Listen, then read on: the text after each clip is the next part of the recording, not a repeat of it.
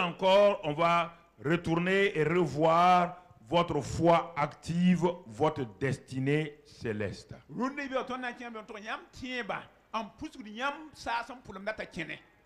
Mon frère, ma soeur, d'un côté, il y a Dieu. L'autre côté, il y a le croyant. Il y a, disons, l'homme. Ce grand Dieu-là, qui est l'auteur de toutes choses, ce Dieu-là, de façon souveraine, par sa grâce, décide de faire de cet homme-là un instrument pour impacter sa génération. L'initiative vient d'abord de Dieu. Et il va envoyer une parole à l'homme. Maintenant, ce que Dieu attend de cet homme-là, c'est que cet homme-là accepte ce que la proposition de Dieu agisse selon cette proposition-là, tout en proclamant devant le monde entier, le monde spirituel et naturel, ce qu'il a reçu de Dieu.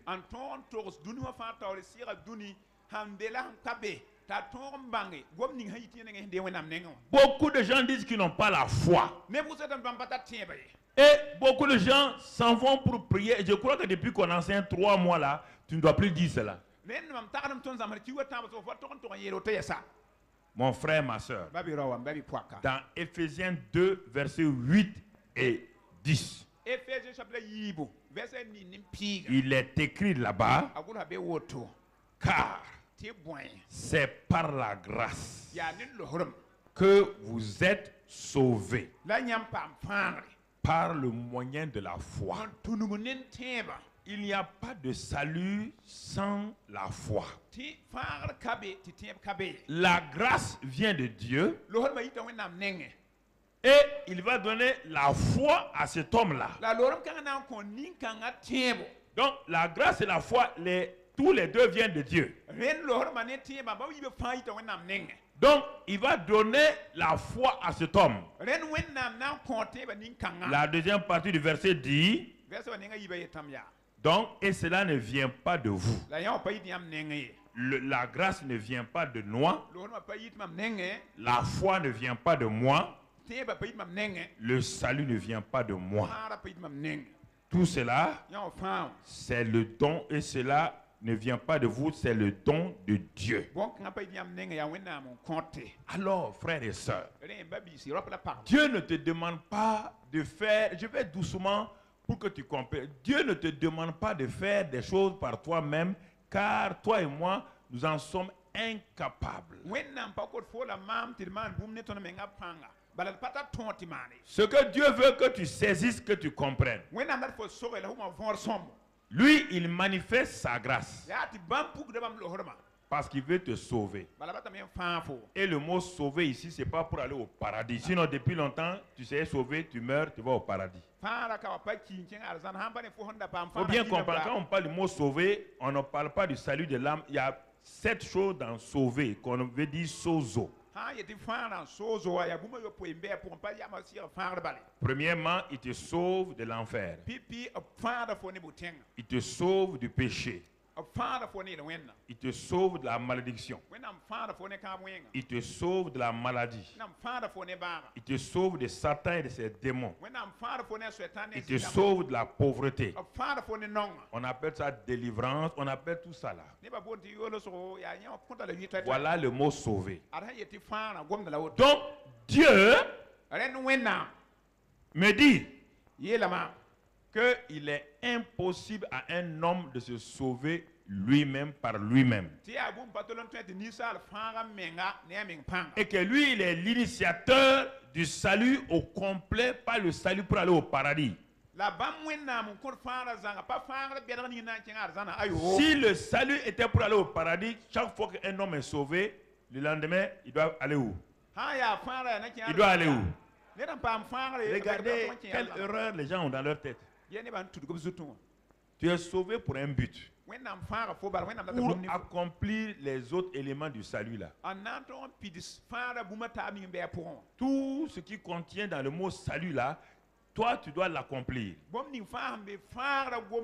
C'est pourquoi le verset 10 dit, car et nous sommes son ouvrage. Dieu nous a sauvés pour faire de nous son ouvrage. Je vais aller pour que, parce que les gens sont pressés, ils sont pressés pour aller où, je ne sais pas. Tu n'as pas encore pointé. Est-ce que même si tu es pressé, si tu ne passes pas l'examen de passage, tu peux aller au CP2? Hein? Tu n'as qu'à te presser, comment tu vas aller au CP2? Si tu as 2 de moyenne, tu peux passer au CP2? Est-ce qu'il y a une école sur la terre qui va te prendre? Voilà. Va te presser. Va te presser. Tu n'as pas la moyenne encore. Tu n'as pas de résultats. Et homme de Dieu, tu n'as pas de résultats. Si tu parles à gauche, à droite, mais vous n'avez pas de résultats. Ce n'est pas les grandes paroles, on va aller ici. Non. Tu n'as pas de résultats. Regarde.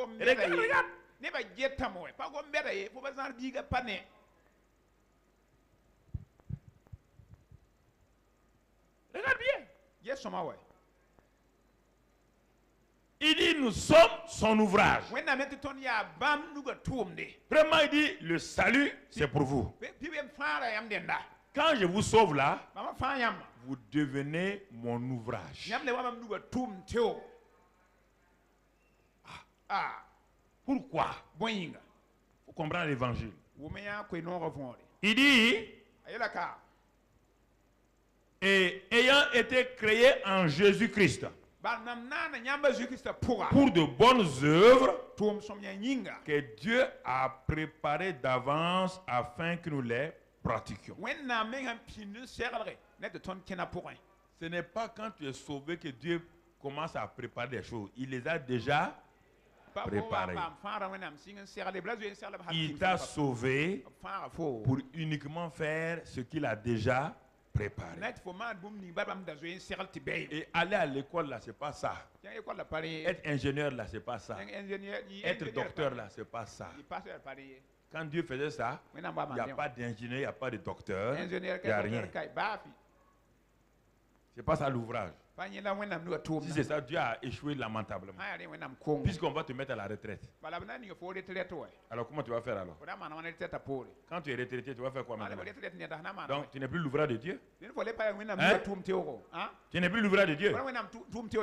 Comprenez ça. C'est pourquoi on parle de destinée céleste. Ça veut dire qu'il y a la destinée terrestre. C'est ça ingénieur. C'est ça commercial. C'est ça pilote. C'est pas la destinée céleste. Donc tu peux vivre, être sauvé sur la terre, accomplir ta destinée terrestre, mais jamais. Quand tu vas arriver au ciel, Dieu va dire, mais toi là, tu étais colonel. Et moi, je n'étais pas prévu colonel. C'est l'armée burkinabé qui a dit que est colonel-major. Il dit, mon ami, de même que l'armée t'a enregistré là, viens voir moi si je t'ai enregistré même avant que tu ne naisses. Regarde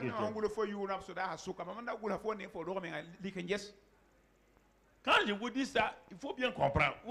Vous n'êtes pas sauvé pour continuer à faire ce que vous voulez, les 400 coups, et puis maintenant vous préparez à aller au paradis. Ça, c'est pas vrai.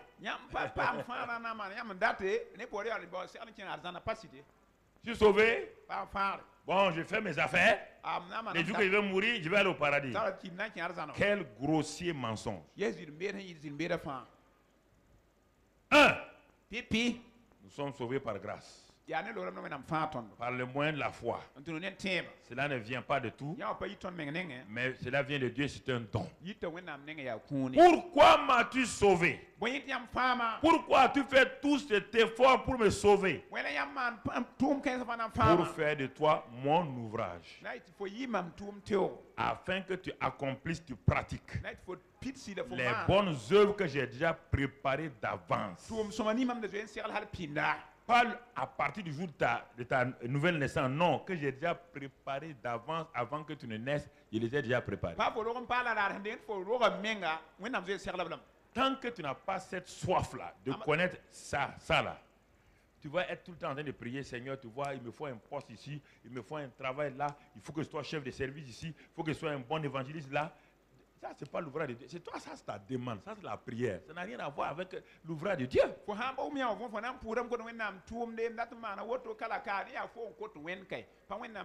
Et c'est pourquoi tu n'es pas stable. Quelqu'un qui ne sait pas ce qu'il doit faire, il ne peut pas être stable. Regardez, la Samaritaine n'était pas stable. Elle est passée jusqu'à 6 maris. Les jours qu'elle a rencontré Jésus, elle a vu sa destinée. Est-ce qu'elle a eu un certain mari? Sa vie s'est fait quoi? Sa vie s'est stabilisée. Tu cours, ta vie n'est pas stabilisée. Tu cherches des choses, ta vie n'est pas stabilisée. Tu te fâches, tu ne viens pas à l'église, ta vie n'est pas stabilisée. Quand je regarde des gens de tous les âges, à 60 ans, ils continuent, ils ne sont pas stables. Peut-être certains me regardent. Ils racontent des histoires. C'est à cause de ça que je ne viens pas à l'église. Est-ce qu'à cause de ça, tu vas venir à l'église? Écoutez-moi, frère et soeur. Écoute-moi. Important.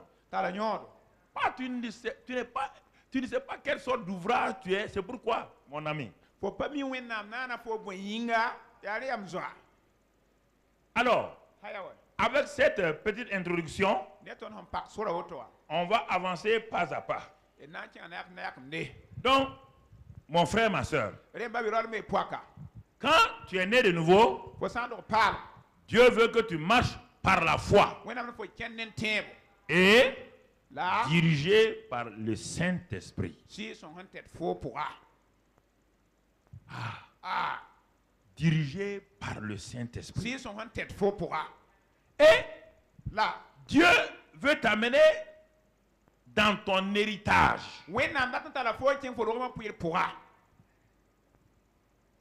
Et pour cela, on va prendre l'Ancien Testament avant de revenir dans le Nouveau Testament.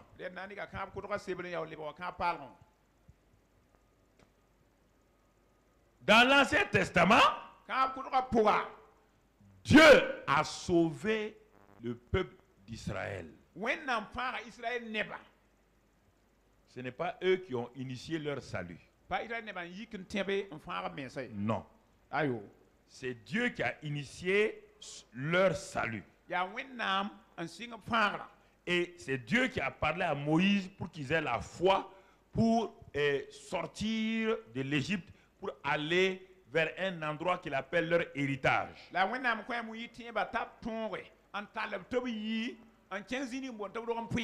Cet héritage-là, ça s'appelle Canaan. La terre promise. C'est Dieu qui a tout fait. Mon frère, ma soeur. Donc, ils sont devenus l'ouvrage de Dieu. Pourquoi?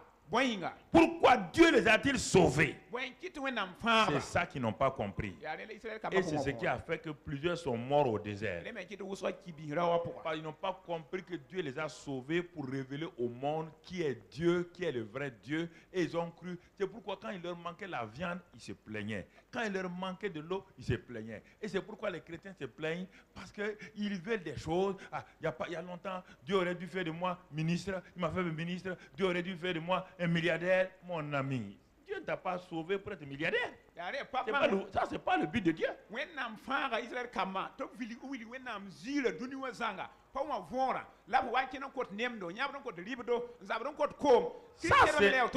Ça, ce n'est que des choses qui accompagnent ceux qui cherchent le royaume de Dieu. Il dit cherchez premièrement le royaume de Dieu et sa justice. Et toutes ces choses que vous gênez là, on n'a pas besoin de gêner pour ça. Vous allez gêner pourquoi?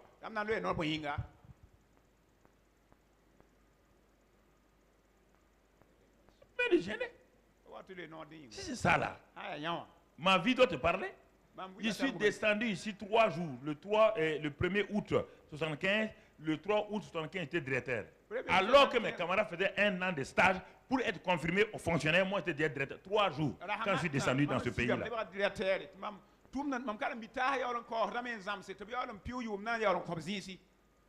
Les gens disent, mais comment tu as fait? Il dit, ah, mon ami, moi j'ai quelqu'un derrière moi. Hein. Qui tu as derrière toi? Qui est derrière toi? C'est ça, je n'ai pas jeûné, je n'ai pas prié. Dès que je suis venu, je suis allé me présenter au ministre. C'était le ministre Zoma. Je suis allé me présenter. Je viens d'arriver. Comme je vous ai écrit là, j'ai fini mes études. Je suis à la défense de la République. Il dit, mon ami, on t'envoie à l'ONAC. Tu deviens directeur de la promotion des échanges commerciaux du Burkina. Allez. J'ai jeûné. J'ai prié. Est-ce qu'il sait qu'est-ce qu'un directeur? Étudiant, 3 jours, directeur. Vous êtes en train de jeûner pour être chef de service.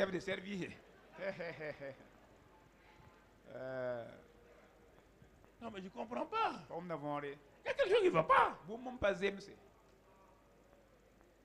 Dieu a initié. C'est pourquoi il faut m'écouter seulement. Écoutez mon frère. N'essayez pas. Plus vous essayez de me contredire, plus votre vie va à l'envers. Moi, je vois des gens, plus j'essaie de me contredire, leur vie va à l'envers. Moi, je suis en train de grandir, toi, tu vas à l'envers.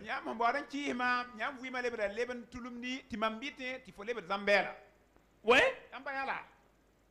Dieu les a sauvés. Il a fait d'eux son ouvrage pour révéler au monde le Dieu vivant. C'était ça le but.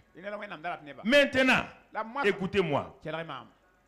Pour faire ce travail-là, regardez le pays que Dieu va leur donner sans qu'ils ne demandent, sans qu'ils n'aient rien fait. Regardez ce que Dieu va leur donner. On commence dans Deutéronome. Vous allez voir. Simplement. Deutéronome 11.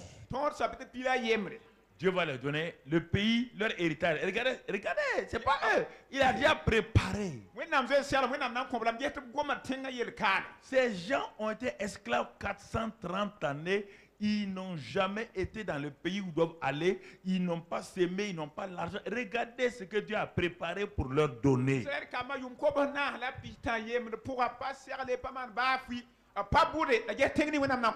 Dieu dit, le pays, votre héritage, là où vous allez partir, là, c'est un pays dont moi-même l'Éternel, je prends soin et sur lequel j'ai continuellement les yeux du commencement à la fin de l'année. Quelle assurance!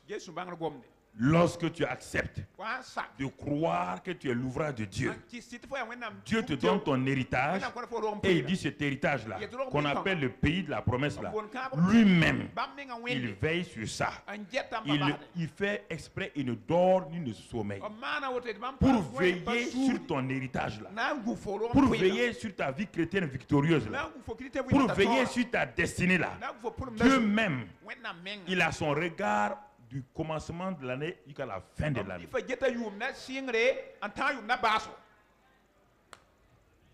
La présence permanente de Dieu autour de ta vie. Mais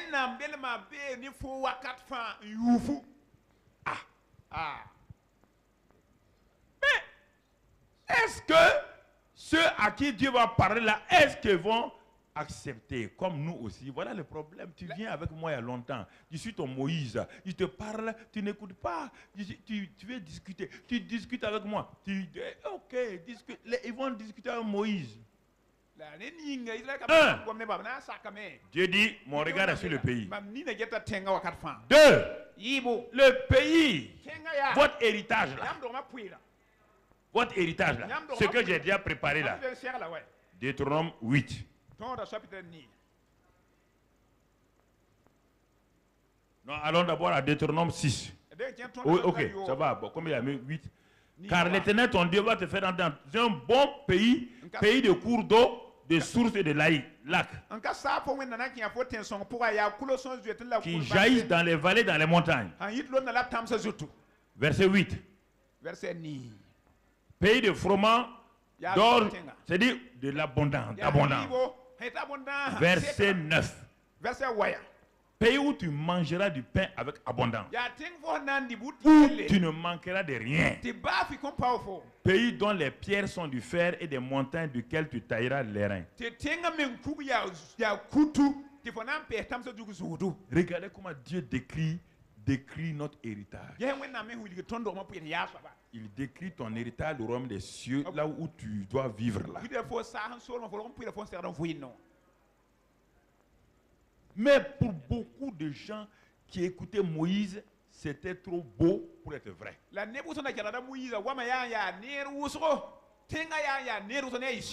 Ça ne peut pas être réel. C'est pourquoi tu viens régulièrement et tu n'arrives pas à accepter ce que je te dis.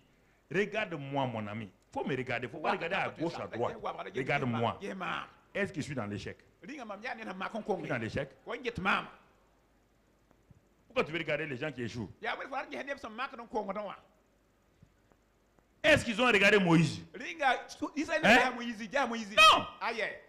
Ce n'est pas fini. Tout dans Deutéronome 8. Verset 12. Verset 12. Lorsque tu mangeras, tu rassasieras. Et il dit ici, il dit lorsque tu bâtiras et habiteras de belles maisons. Ça veut dire que ça c'est les nouvelles maisons, mais il y a déjà des maisons qu'il a déjà préparées. Si tu ne veux pas ça, tu peux bâtir des nouvelles.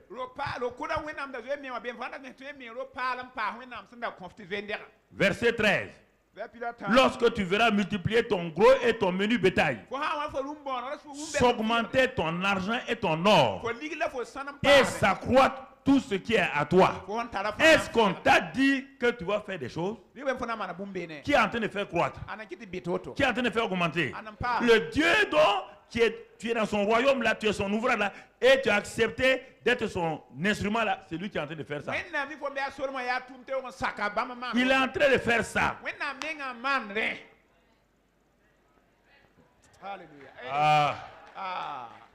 Frères et sœurs, le jour que vous allez accepter la révélation, vous voulez aller écouter des télévisions où on fait, oui, moi, ce que j'ai là, je suis la force douce. Vous comprenez? Je ne suis pas une pluie violente qui casse les arbres et tout. Je suis une pluie douce.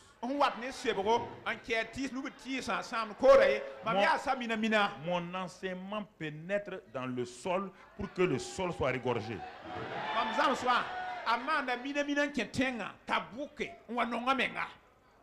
Mon ami, écoute-moi. Quand on t'enseigne, toi qui es médecin, quand on t'enseigne à l'école de médecine, tu as déjà vu le professeur d'obstétrique ou le professeur de gynécologie qui est venu, il dit aujourd'hui on fait gynécologie. Voilà, une femme, on enseigne une femme comme ça, et puis elle accouche demain, allez, voilà, l'enfant crie, allez. Est-ce que tu pourrais être médecin? Avec ça, tu peux être médecin? Qu'est-ce qu'il fait? Il prend leçon par leçon. Et il va avec des démonstrations.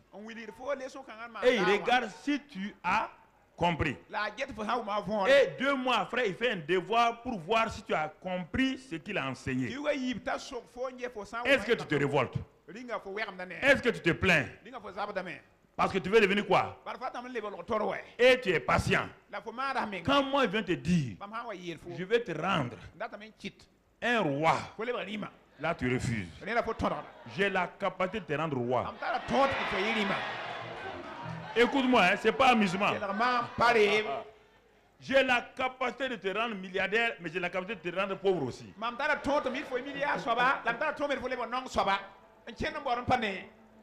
Dans ma bouche là, il y a la richesse et la pauvreté. Si tu laisses que je parle, c'est toi la pauvreté. Tu n'as qu'à faire le tour du monde. Mon ami, en ce temps, celui qui est assis à côté de moi là, qui vend les cailloux là, il devient milliardaire. Non, c'est pas. Hey, chacun sait ce qu'il est. Chacun sait ce qu'il est. Que tu crois, tu ne crois pas, c'est ça que je suis. Ne me compare pas à quelqu'un d'autre, je suis unique. Toi aussi tu es unique. Il n'y a pas ton semblable. Il n'y a pas mon semblable. Alors quand je te dis, pourquoi vous voulez vous plaindre? Vous ressemblez à qui? Tu ressembles à qui? Personne. Vous voulez ressembler aux gens, c'est pour ça votre problème? Ah, tel frère est ici, je vais faire ça. Est-ce que tu es comme lui? Laisse ça tomber. Ouais, ma part. Donne-moi ma part. Et dans ta part, tu es roi. Chacun est roi dans son domaine.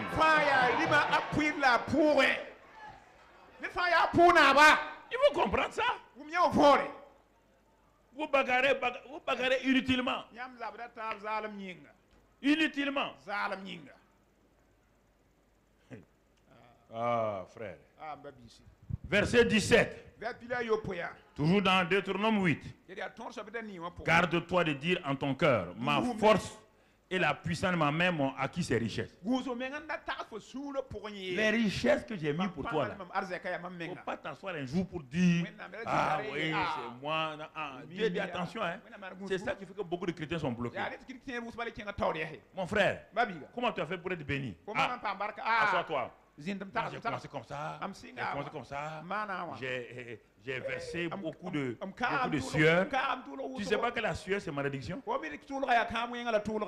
L'homme a commencé à verser la sueur pour gagner son pain quand Dieu a maudit quoi? Avant ça, Adam suait. Adam suait.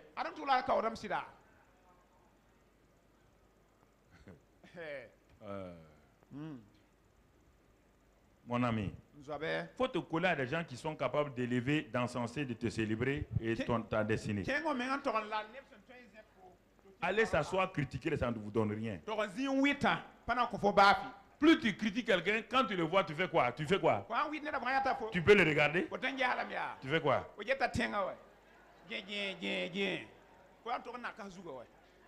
Ça veut dire que tu es en dessous de lui? Tu es en dessous de lui? Tu ne peux pas le regarder. Frères et sœurs. Verset 18. Ou bien on a déjà lu. Souviens-toi de l'Éternel, ton Dieu, car c'est lui qui te donnera la force pour les acquérir ces richesses, afin de confirmer comme il le fait aujourd'hui son alliance qu'il a jurée à tes pères. Deutéronome 6, on vient maintenant à Deutéronome 6. Tout ça, c'est notre héritage, l'héritage que Dieu a donné aux enfants d'Israël, des esclaves qui sortent de l'Égypte. L'Éternel, ton Dieu, te fera entrer dans le pays qu'il a juré à tes pères, à Abraham, Isaac et à Jacob, de te donner. Tu posséderas de grandes et de bonnes villes que tu n'as point bâties. Est-ce que...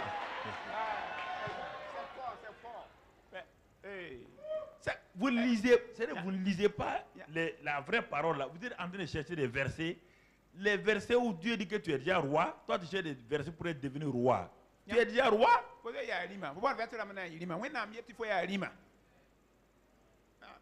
Il dit que tu donnes des grandes villes que tu n'as même pas quoi bâti. Que tu n'as pas bâti. C'est ça qu'il dit dans Matthieu 6, 33 là. Cherchez premièrement le royaume de Dieu et sa justice, et toutes ces choses là vous accompagnent. Vous accompagnent.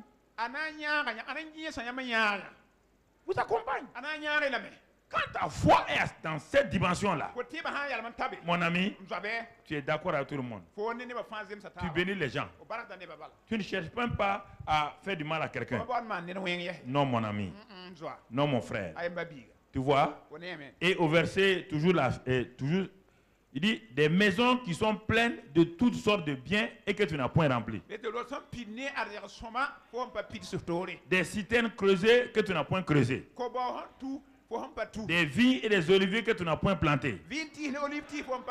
Lorsque tu mangeras et te rassasieras. La suite, mon frère. Lorsque tu mangeras et te rassasieras, garde-toi, ce que Dieu te dit, garde de faire quoi? D'oublier l'Éternel. C'est ça le problème. Beaucoup de gens oublient Dieu. C'est pourquoi leur prospérité ne dure pas. Exode 23 maintenant, toujours le pays. Ce n'est pas seulement dans le domaine financier, matériel. Ce pays, la promesse, ce pays que Dieu nous a donné là, Exode 23, 25. Est-ce que ça concerne ma vie physique et tout? Vous servirez, voilà. Il vous a fait de vous son ouvrage pour servir l'Éternel, votre Dieu. Et il bénira votre pain et vos eaux. Et j'éloignerai la maladie du milieu de toi. Tu vois? Il va faire quoi? Éloigner. La maladie est venue. Il n'a pas dit que la maladie ne viendra pas. La maladie viendra à cause de ton incompréhension, à cause de tes péchés. Mais quand ça va venir, Dieu promet de les éloigner. Il promet de les éloigner. La suite, mon frère. Il n'y aura dans ton pays ni femme qui avorte, ni femme stérile. Et ensuite, je remplirai le nombre de tes jours. C'est-à-dire que tu ne vas pas mourir à 40 ans. Non. 40 ans, c'est la première partie de ta vie. C'est la première partie de ta vie. C'est la jeunesse qui est en train, la première partie de la jeunesse qui est en train de rentrer dans la maturité. Tu comprends? Ça, c'est important. 3 fois 40. 120. Amen. Et dans ça, Dieu dit maintenant, c'est 120 ce que Dieu a donné.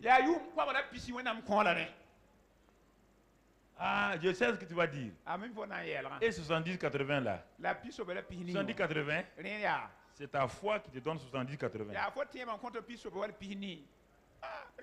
Et ta manière de te comporter. Dieu a donné 120. Il dit maintenant, 70-80 là, si tu n'as pas la foi, si tu ne manges pas bien, si tu manges des porcs au four tout le temps,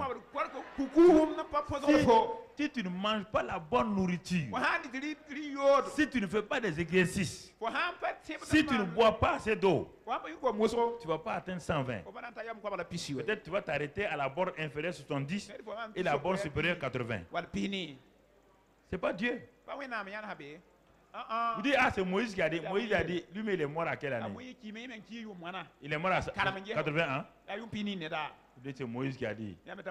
Pourquoi lui n'est pas mort à 80 ans? Téléphone lui, demande-lui, toi tu parles comme ça là. Dieu a dit 120, toi tu dis 70. Quand Moïse mourait, est-ce qu'il portait des lunettes? On dit que ses yeux étaient quoi? Clairs. Regardez, ça c'est l'Ancien Testament. Avec le sang des boucs et des taureaux. Ils ne connaissent pas la grâce. Il faut comprendre la parole de Dieu.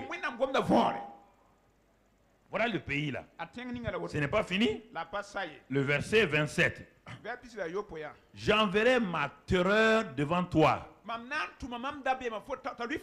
Normalement, le premier terroriste, c'est toi.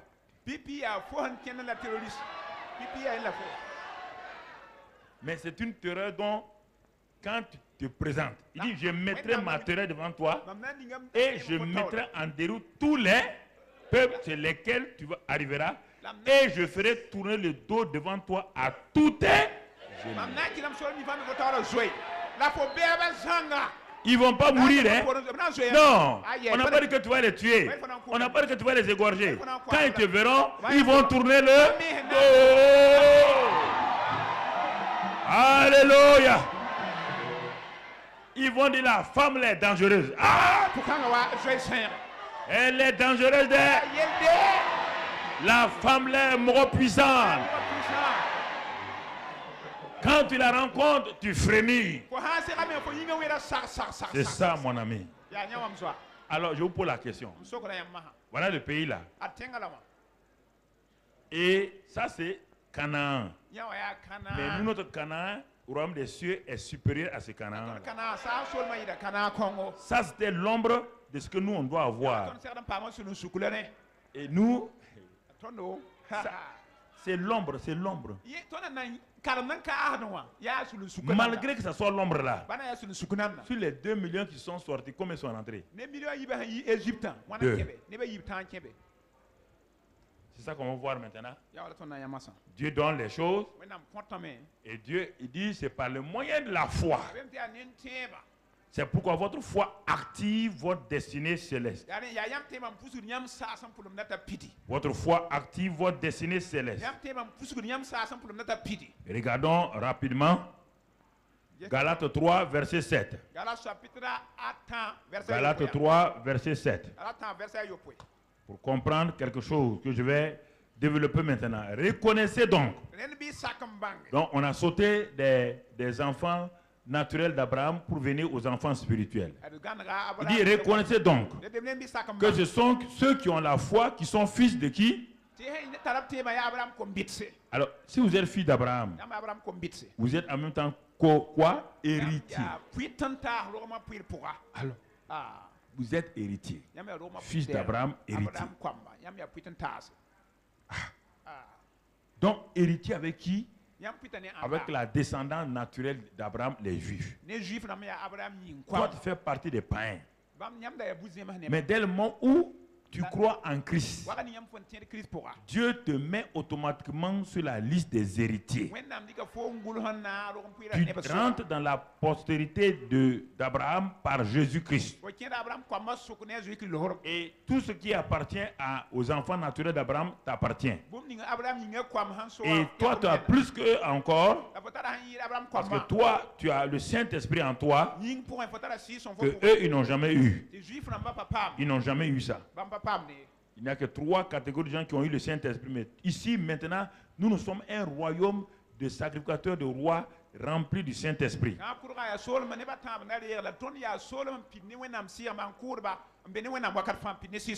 Alors, on va voir la foi là qui active les choses maintenant. Les gens là, ils ont quitté l'Égypte parce qu'ils ont cru à la parole de qui? De Moïse, non? Oui ou non? Donc, ils ont eu la foi. Ils ont quitté. Ils ont commencé à cheminer, à marcher par la foi. Mais ce que je vais vous dire là, la foi et l'incrédulité naturelle se côtoient régulièrement dans votre cœur. J'ai dit l'incrédulité naturelle. Ou les 5 sens. La foi est spirituelle. Vos sens sont naturels. Comme vous ne pouvez pas enlever vos sens naturels pour jeter, vous devez les faire contrôler par votre esprit. Parce que vos 5 sens là, la vue, l'odorat, le toucher, c'est ça qui vous permet d'être en contact avec le monde naturel.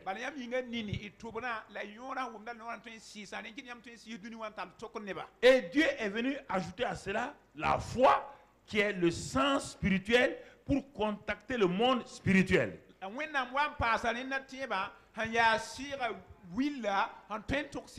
C'est une autre chose que je vais t'introduire ce matin. J'ai déjà dit ça, tu n'as pas compris. Donc, au moment où tu marches là, tu as la foi. Tu ne prends pas garde. Car tes sens naturels là, eux, ils marchent par les sensations, ils marchent par la vue, ils marchent par les symptômes et ils s'en foutent de la parole. Est-ce que tu m'entends? Est-ce que vous m'entendez? Est-ce que les 5 sens cherchent la parole? Ils cherchent quoi? Quand ils ont faim, on doit faire quoi? Quand ils sentent la bonne odeur, ils veulent quoi? Ils veulent voir avant de croire. C'est ça. Alors, tu deviens chrétien, mais comme Dieu ne va pas enlever tes 5 sens, tu n'auras aucun sens sur la terre. Il te dit maintenant, mon enfant, Tu as vécu avec tes 5 sens là pendant longtemps. Tu dis oui. Est-ce que tu as pu avoir la paix? Tu dis non. Est-ce que tu as pu avoir la ferme confiance? Tu dis non. Il dit c'est pourquoi je te donne la foi. Avec cette foi-là, tu dois contrôler les choses que tu vois, les choses que tu entends, les choses que tu touches. La foi est de qualité supérieure pour contrôler tout ce qui est matière, tout ce qui est physique, tout ce qui est visible. Mais si tu n'utilises pas la foi pour contrôler ces choses-là, alors ces choses-là vont bloquer ta foi. Voici le problème des gens maintenant. Oui ou non? Oui ou non? Alors si c'est ça, suis-moi. Sortons de l'Égypte. 2 millions de personnes ont vu la défaite de Pharaon. Ils ont vu la mort des premiers-nés de Pharaon sans pouvoir que ce Pharaon ait défendu ses enfants. Et ils sont passés par la mer Rouge. Le baptême d'eau. Au nom de Moïse. Ils sont passés. Ils ont vu leurs ennemis engloutis dans la mer Rouge. Il dit Alléluia. Donc l'affaire de Moïse là c'est vrai. Dieu est réel. Jusqu'à présent, il s'appuie sur la parole. Il s'appuie sur la parole. Et tout juste après cette grande victoire là, ils arrivent dans un endroit où l'eau est amère. L'eau est en contact avec quoi? La foi ou les 5 sens?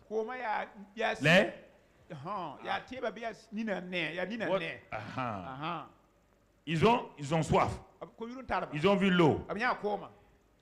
Et c'est ça, rapidement, ça fait tomber les chrétiens. Ils ont vu la mer Rouge s'ouvrir. Ils ont vu l'armée de Pharaon être engloutie. Maintenant, ils arrivent à l'eau. Ils ont dit à Moïse, on n'a pas besoin de foi ici. Moïse dit, ah bon? Delphi, on n'a pas besoin de foi. Non, non, c'est de l'eau. On a une bouche pour boire. Ok. Vous avez une bouche pour boire. Effectivement, quand ils ont bu, l'eau était quoi? La même bouche a fait quoi? L'eau qu'ils ont mis dans la bouche là, la même bouche a fait quoi? Elle a rejeté quoi? Maintenant, comme ils ne dépendent que de la vue, du goût, la foi est partie où? La foi est partie où? C'est ça qui t'arrive? La foi est partie où? Est-ce que la foi était là, oui ou non? Mais est-ce qu'ils l'ont utilisé pour dominer le goût, le sang du goût? Non. Tout de suite, ils ont oublié les miracles. Leur vie naturelle est revenue à la surface. Ils ont dit l'eau est amère. Si l'eau est amère, vous avez vu des miracles. L'eau. Vous dites à Moïse seulement, la même foi qui a ouvert la mer Rouge, la même foi qui nous a permis de vaincre Pharaon là, la même foi, Moïse, il ne faut même pas bouger. Nous-mêmes, on va assainir l'eau là. Ils ont fait ça.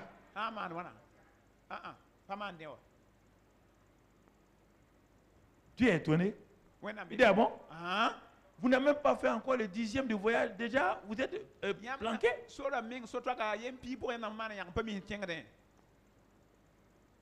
ce qu'on appelle le combat de la foi. Le combat de la foi, ce n'est pas combattre contre les démons. C'est combattre contre ta chair, ta propre chair. C'est de contrôler ta propre chair. Est-ce que vous comprenez? Ils n'ont pas pu le faire. Regardez, frère, vous quittez l'église, vous arrivez à la maison. Question de nourriture seulement. Tout ce que vous avez à l'église, vous perdez. Vous perdez ça un seul coup.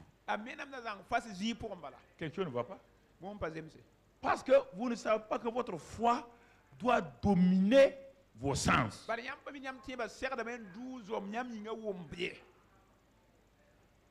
Vous mettez la foi et vos sens au même niveau. Ça ne va pas. Puisque avant que vous ayez la foi, vous vivez par les sens. Et ça ne vous a rien donné de bon. Maintenant, Dieu vous donne un sens supérieur à vos 5 sens. Là, vous refusez. Et c'est ainsi que, frères et sœurs, les gens ont oublié la beauté du pays. Ils ont oublié complètement tout ce que Dieu a décrit, ce qu'on a vu tout à l'heure. Ils ont oublié à tel point qu'ils vont arriver eux-mêmes, ils vont mettre le pied dans le pays. Ils vont envoyer 12 leaders, 12, qui vont mettre les pieds dans le pays, qui vont voir ce que Dieu a dit là. Mais ils vont rêver. Comme ils ont utilisé les 5 sens régulièrement, même quand ils ont vu le pays, est-ce qu'ils ont cru? Les sens ont vu quoi encore? Les géants. C'est ça, c'est pourquoi ma fille, tu viens à l'église, mais chaque fois, tu ne vois que les géants. Tu ne vois que l'eau amère. Tu ne vois que ce qui ne marche pas. Mais le pays est là. Est-ce qu'ils ont vu là? Ils ont dit le pays est beau. Mais c'est impossible, on ne peut pas le prendre. On ne peut pas le prendre. On ne peut pas le prendre. Il y a 2 seulement qui ont dit on peut. Josué et Caleb. Il dit ne regardez pas, ne laissez pas vos 5 sens vous induire en erreur. Appuyons-nous sur la parole de Dieu. Ils ont dit quelle parole de Dieu? Quitte-la. Quelle parole de Dieu? Nous on est réalistes. Nous on est raisonnables. C'est ça le problème. Tu es réaliste. Ah, tu es réaliste. Ah bon. Donc, si tu es réaliste, Dieu ne travaille pas les réalistes. Dieu travaille à les gens qui ont la foi. Dieu travaille à les gens qui ont la foi, qui manifestent la foi. Et à cause de ça, mon frère, ma soeur, ils n'ont pas pu prendre possession du pays. Ils n'ont pas activé leur foi pour prendre possession de ce beau pays-là. Ils sont morts au désert. L'histoire du désert où les gens prêchent sur le désert là, c'est pas une bonne prédication. On n'est pas fait pour aller au désert. Jésus dans son désert, il n'a pas vaincu Satan. Tous ceux qui ont eu leur désert, les David là, ils n'ont pas vaincu leur désert. On ne peut pas parler de la vie du désert. Le désert est un lieu de passage d'un point à un autre pour tester ce que vous avez appris de l'autre côté pour aller au niveau supérieur. Vous passez par le désert. Mais votre foi domine le désert. Votre foi contrôle le désert. Et votre foi va entrer dans la terre promise. Est-ce que vous comprenez? Donc, frères et sœurs, ce premier groupe-là n'a pas pu entrer dans son héritage. Et vous posez la question. Est-ce qu'ils étaient mauvais? Est-ce qu'ils étaient mauvais? C'était des gens qui commettaient adultère physique. Regardez leur vie. C'est des gens qui savaient louer Dieu. Qu'est-ce qui a empêché qu'ils n'entrent pas dans... Écoutez, frères et sœurs. Ils ont vu des miracles. Ils ont mangé la manne, le pain qui tombait. Quand ils avaient soif, Moïse frappait le rocher, l'eau sort. Pendant 40 ans, leurs vêtements ne se sont pas usés. Miracle. Leurs pieds ne se sont pas enflés. Va déjà marcher 40 heures. Va marcher 40 heures. Va marcher 40 heures. Tu verras tes pieds là. 40 ans. Les pieds ne sont pas gonflés. Les chaussures. Regarde le miracle. Les enfants sont nés. Ils n'ont jamais changé de chaussures. Mais ils portaient des chaussures. Regardez, frères et sœurs.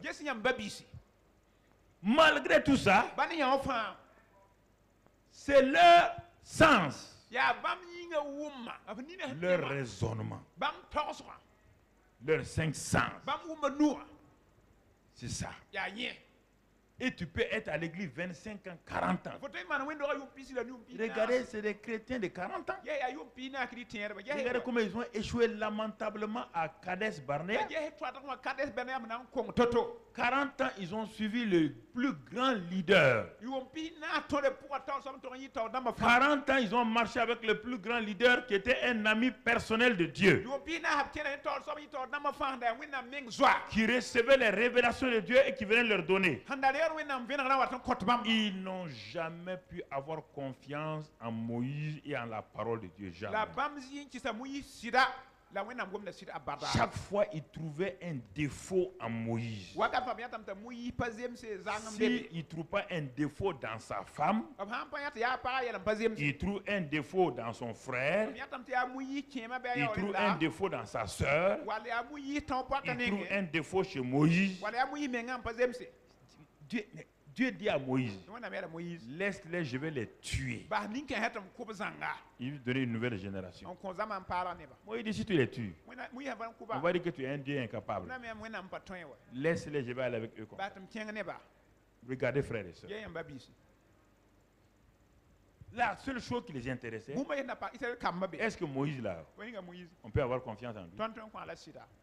Après, regardez la femme qu'il a pris là.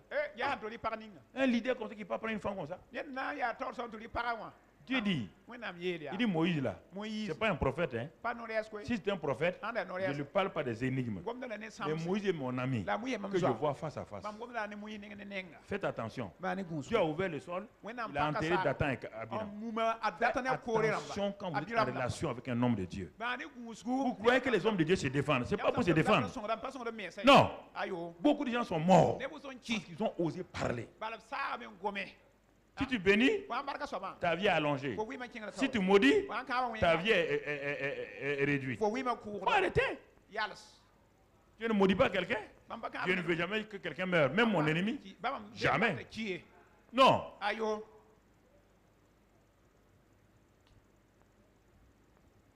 C'est pas moi qui l'ai créé. Dieu a dit, livre-le-moi et je fais descendre le feu sur lui. C'est pas toi qui l'as créé, tu ne peux pas le tuer. Livre-le-moi.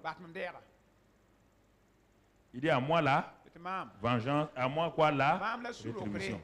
C'est pas à toi. Livre-le. À moi. Bénis-le seulement. Quand tu le bénis, le feu, mon feu tombe. Quand tu le maudis, mon feu tombe sur toi. Vous comprenez ça? Hein? Dans l'époque, vous arrêtez que vous maudissez les gens. Quand vous les maudissez, la malédiction vient sur vous. Parce que la malédiction est une semence. Ce que vous sémez, vous récoltez. Un grain, vous récoltez combien? 30, 60. Toi, tu envoies un feu sur quelqu'un. Toi, tu reçois 60 feux. Qui est malheureux? Toi ou bien lui? Quand tu vois la personne, ton cœur boue. Ensemble, la personne chante. Ensemble, ton cœur fait. Ces grimaces, ça sert à quoi? Ça lui fait quoi? Ça change sa taille? Ça change son habit? Mais pourquoi les gens sont bêtes comme ça? Quelque chose qui ne peut pas changer quelqu'un. Laisse-le. Tu ne l'as pas créé. Laisse-le. Tu ne l'as pas créé. Tu peux faire quoi?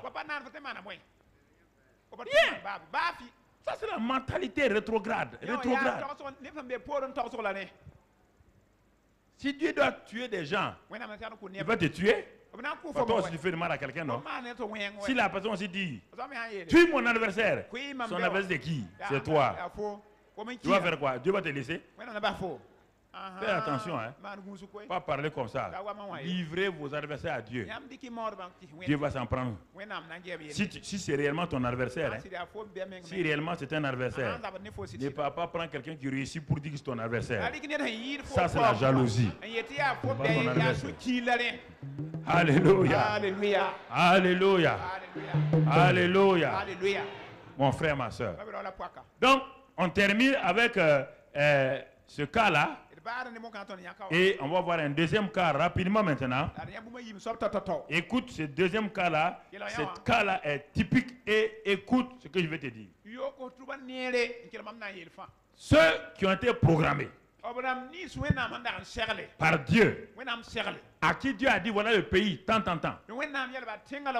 Ils ne sont pas rentrés, sauf 2 de cette génération-là, avec les enfants qui n'ont jamais dit non. Très bien. Maintenant, allons dans le pays où Dieu a dit que le pays est bon. Allons dans ce pays même. Allons dans le pays là lui-même. Et dans ce pays qui est très beau là, ce pays où il fait bon vivre là, ce pays là qui est un pays où il y a de l'abondance, où il y a la prospérité, où il y a la guérison, la longue vie. On voit maintenant Josué et Caleb, ceux qui ont eu foi là, qui ont mis pied sur ce sol là de Canaan. Ils ont traversé le Jourdain. Ils sont maintenant sur le pays. Ils ont mis leurs pieds sur le sol de Canaan.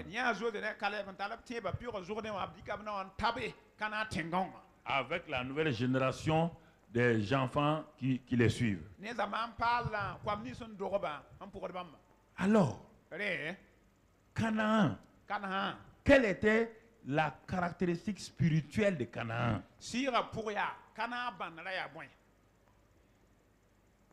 Les habitants qui vivaient là-bas, le pays est bon et tout.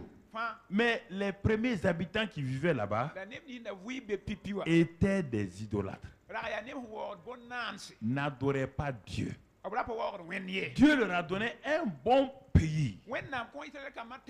Écoutez les mystères. Pourquoi Dieu va retirer ça? Parce que Dieu a créé la terre là. Au lieu d'adorer Dieu, ils ont commencé à adorer des idoles, que c'est les idoles qui leur ont donné ça. Dieu est d'accord?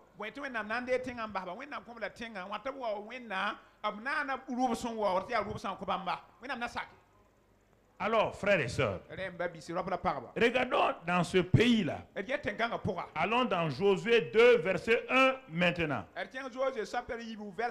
Dans ce beau pays, dans ce glorieux pays, Josué, fils de Nun, fit partir secrètement de Sittim 2 espions en leur disant: allez, examinez le pays et en particulier Jéricho. Alors, d'aller examiner le pays et en particulier Jéricho. Jéricho est où? Dans le pays. Donc, Jéricho fait partie du pays. Oui ou non? Ok. Donc, le pays là est béni. Oui ou non? Le pays, c'est le pays de l'abondance. Tout ça. Le pays est bien. Et Jéricho est la première ville du pays.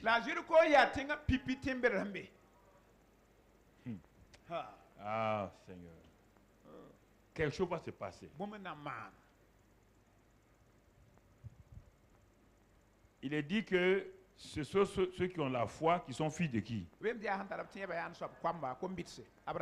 premier groupe des enfants d'Abraham, c'était ceux qui ne sont pas rentrés. Oui ou non? Alors Dieu va commencer à chercher le deuxième groupe des fils d'Abraham.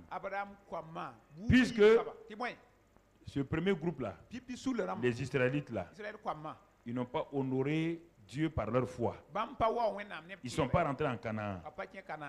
Dieu va faire quoi? Dieu sait qu'en Christ Jésus, les Juifs et les païens seront un même peuple. Oui ou non? Mais est-ce que parmi ceux qui sont sortis de l'Égypte là, est-ce que ce sont des Juifs? Oui ou non? Dieu va chercher maintenant le côté des païens.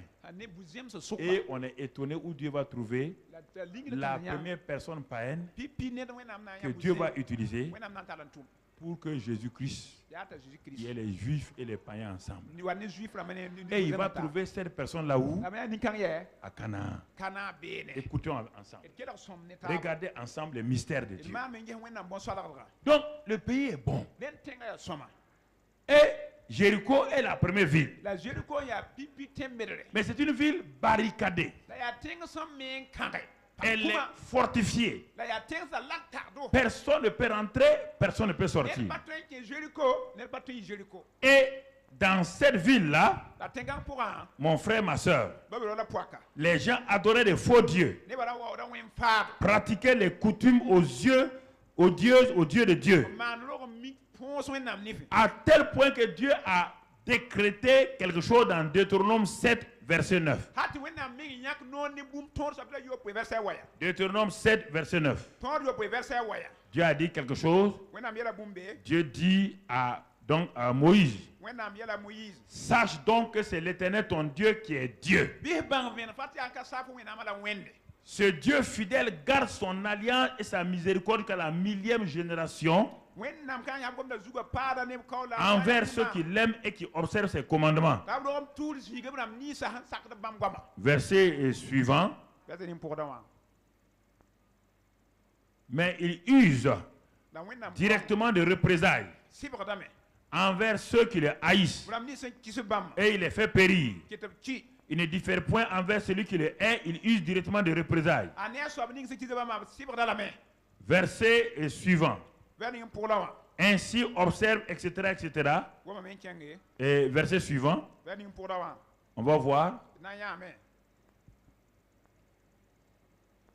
Et on a dû sauter ça quelque part. Il y a, dans ce passage, il dit qu'il interdit que les Israélites prennent une Cananéenne pour femme. Regarde bien le verset qui concerne ça. C'est-à-dire le 8 ou le 7 ou le 8. Okay. Il interdit. Qui l'a trouvé? C'est le verset 3. 3. Oui. Ok, va au verset 3. C'est un verset 3. Ah, c'est le verset 3 que j'ai écrit ici, moi-même. Seigneur, ouvre mes yeux au nom de Jésus. C'est déjà ouvert. Amen. C'est verset 3. Amen. Verset 3. Amen. Alors, regarde le verset 3. Verset 3. Tu ne contracteras point de mariage avec ces peuples. Tu ne donneras point tes filles à leurs fils. Et tu ne prendras point leurs filles pour tes fils. Et, écoutez.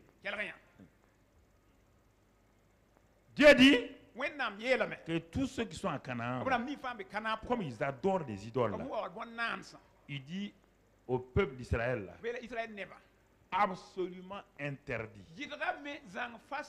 de se marier à une Cananéenne. Interdit. Aucune Cananéenne ne peut faire partie de mon peuple. Écoutez le secret. C'est Dieu qui a parlé. Hein? Dieu a parlé. Deutéronome 7.3. Interdit. Retournons à Josué 2. On va voir quelqu'un. Ah, la foi fait des choses extraordinaires. Il faut bien comprendre. Allons au verset 1, toujours, Josué 2, 1. Et quand ils sont arrivés à Jéricho, ils partirent et ils arrivaient dans la maison d'une prostituée qui se nommait Rahab et ils y couchèrent. Donc, quand les espions sont arrivés, ils ont pu rentrer dans une ville qui est fermée. Ça, c'est le premier mystère. Mais ce n'est pas sur ça qu'on va rester aujourd'hui. C'est votre foi active, votre destinée céleste. Dans cette ville-là, il y avait une femme qu'on appelle Rahab. Et la Bible dit qu'elle est quoi? Prostituée. Et les gens l'appellent Rahab là.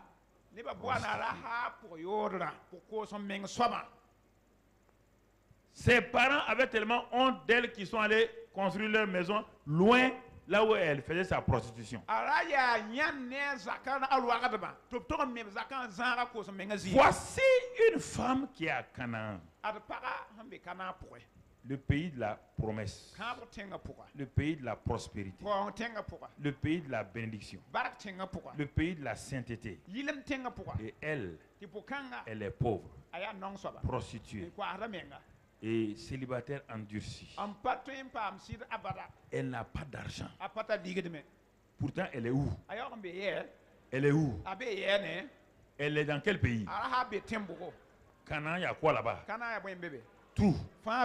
Et elle n'a rien. À cause de quoi? Parce qu'elle adorait, elle et son peuple, les. Alors, tu vas t'arrêter là pour voir. Je vais revenir pour que tu comprennes. Premier groupe de gens. Le peuple de Dieu. À qui Dieu a donné le pays. À cause de leur manque de foi, ils ne sont pas rentrés. Deuxième groupe, ce sont les Cananéens dont leur représentant est Rahab. Elle est dans le pays où le lait et le miel coulent. Elle ne peut pas avoir le lait et le miel. Elle est obligée de vendre son corps pour avoir un peu d'argent. Regardez le contraste. Donc tu peux être dans le royaume des cieux à cause de ce que tu vis. Tu es comme Rahab. Alors que son nom signifie spacieux. Spacieux, large. Et la voilà à l'étroitesse dans une ville barricadée. Mais on va voir ce qui est étrange. Des gens à qui Dieu a donné des paroles de foi, ils sont venus se buter simplement à Kades Barnea, ils ne sont pas rentrés. Des gens qui ont vu des miracles, qui sont à l'église du désert, dont Moïse est le pasteur principal. Ils ont vu des miracles, mais leur foi n'a pas été activée avec persévérance. Ils ne sont pas rentrés. Regardons une prostituée, une rejetée, une misérable, qui est dans une ville fermée. Comment elle va s'en sortir, c'est ça qu'on va voir. Écoutez-moi, frères et sœurs. Vous dites que vous avez la foi. Mais c'est la foi ne vous fait pas rentrer dans le pays. Dieu va chercher quelqu'un d'autre. Dieu va chercher qui? Les yeux de Dieu parcourent la terre. Et les yeux de Dieu tombent sur cette femme. Donc, à Jéricho. Qu'est-ce qu'elle a fait? Quand elle a vu les espions là, en ce temps, la parole avait déjà couru tout le Moyen-Orient, qu'il y a un peuple puissant qui s'est levé. Écoutez, la foi vient de ce qu'on... Est-ce que Dieu a parlé à Rahab? Non. Dieu a parlé à Israël directement. Est-ce qu'ils ont accepté? Dieu n'a pas parlé à Rahab. Mais Rahab aura la foi à travers quoi? À travers les racontants des gens. Qu'il y a un peuple qui s'est levé. Un peuple puissant qui est en train de tout envahir. Dans le cœur de Rahab, une lueur, une flamme.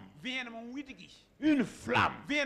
Rahab sait que le pays où elle est là, ce pays va être donné à ce peuple-là. Rahab s'est positionnée. C'est ce qu'elle a entendu là. Elle a attaché son cœur. Elle était encore prostituée. Quand les gens la voient, les gens se moquent d'elle. Mais il y a une flamme qui est allumée dans le cœur de Rahab. C'est pourquoi les derniers viennent dominer les premiers dans l'église et ils s'en vont les laisser. Faites attention à ça. C'est pourquoi vous pouvez faire 100 ans à l'église. Les derniers viennent parce qu'ils voient Dieu comme Dieu dit qu'il est.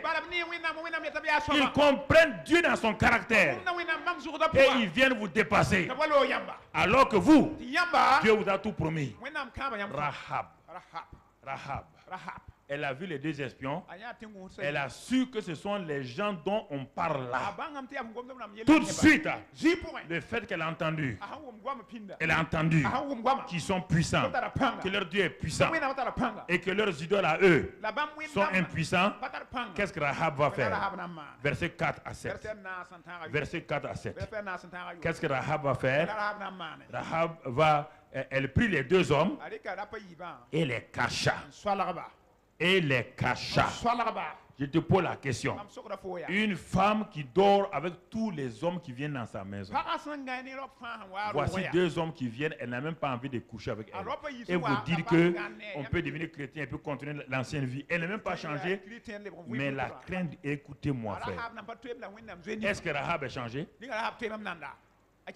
Elle a changé? Tous les hommes qu'elle voit là, elle offre son corps. Ces deux hommes-là, ils ont couché chez Rahab. Est-ce que Rahab a couché avec eux? On dit ils y couchèrent. Est-ce qu'on a dit qu'on a couché avec Rahab? Est-ce que Rahab même avait envie de coucher? Ce qui faisait que Rahab couchait avec les hommes là, c'est son idolâtrie. Elle n'a pas de révélation. C'est pourquoi beaucoup de gens sont comme ça. Ceux que vous jugez là, vous dites, ah, cette femme-là a une mauvaise vie là. Parce qu'elle n'a pas encore la lumière. Elle n'a pas encore la flamme. Laisse-la. Elle est prostituée. Le jour qu'elle va connaître Christ là, toi qui es sainte là, elle va venir te dépasser. Sa foi va te dépasser. C'est ça le problème que les chrétiens ne connaissent pas. Ah, tel frère là il est mauvais. Telle soeur là il est mauvais. Ces jeunes gens sont mauvais. Tu connais ce que Dieu a prévu pour eux? Tu ne connais pas ce que Dieu a prévu? Tu n'es pas leur Dieu. Ce que Dieu a prévu pour eux, tu sais? C'est pourquoi vous bloquez. Quand tu n'as pas le discernement sur la vie des gens, ne prends pas leurs erreurs d'aujourd'hui pour les crucifier. Fais attention à ça. Ne prends pas leur faiblesse d'aujourd'hui pour les rejeter. Tu ne sais pas que cet homme-là que tu es en train de rejeter, c'est ton sauveur de demain. Et si tu l'as jeté aujourd'hui, demain tu n'as plus de sauveur pour toi-même. Et c'est pourquoi beaucoup de gens maintenant, quand ils ont méprisé des gens, brusquement Dieu présente quelqu'un devant eux pour les aider. Il ne peut pas les aider parce qu'ils l'ont tellement rejeté qu'ils ont honte d'aller le voir. Faites attention à ça. Faites attention. Rahab les a fait coucher. Elle a pris le risque. C'est une femme courageuse, une femme de risque. Plus que les gens qui sont allés pour voir Canaan. Est-ce qu'ils étaient courageux? Est-ce qu'ils ont pris le risque? Non. Son roi a envoyé des gens pour venir demander à la femme là où sont les espions. Elle n'a pas eu peur des soldats du roi. Pourquoi? Il y a une flamme de l'éternité qui est dans le cœur de chaque homme. Quand le feu de la parole vient, ça allume ta lumière là et ta lumière commence à briller. C'est ça le secret de l'évangile. Le secret de l'évangile, ce n'est pas d'avoir ceci, d'avoir cela, d'avoir des maisons. Il y a des gens qui ont 20 maisons, ils sont morts, ils sont partis laissés. 20 maisons, ils sont partis laissés. C'est pas ça. Écoutez-moi. Votre foi, c'est pas Dieu, c'est votre foi. Dieu a une destinée pour chacun. C'est chacun qui active sa destinée par sa foi. Parce que tu ne prends pas de risque. Tu n'as pas de courage. Tu es là. Tu es tout le temps, tu remets à demain. Demain, on va voir. Regardez cette femme-là. Et regardez, quand on arrive, on va sauter. Et au verset 8, regardez maintenant, elle va activer sa foi. On a dit que la foi est égale à croire, plus parler et agir. Qui peut savoir que cette femme-là a la foi? La foi n'est pas liée à votre sainteté. La foi n'est pas liée à votre vie de menteur ou non. La foi vient de ce qu'on... Et ce qu'on entend vient de la parole de Dieu. C'est pourquoi cette femme-là, malgré le fait qu'elle soit prostituée, quand elle a entendu que le peuple de Dieu vient, que le pays leur appartient, elle s'est positionnée pour quitter son peuple idolâtre, pour être intégrée dans le peuple de Dieu. Et comment elle va le faire? C'est ça le secret maintenant. Le ciel regarde à Rahab. Les anges regardent à Rahab. Dieu a conduit les deux hommes dans la maison de Rahab. Regardez le verset 8. Avant que les hommes là se couchent, elle est partie les voir. Et verset 9, qu'est-ce qu'elle va leur dire? Elle va proclamer sa foi. Les 12 leaders sont partis. Quand ils sont venus, ils ont découragé tout le peuple qui s'est mis à pleurer. Mais regardez cette femme. Ce qu'elle va dire, elle.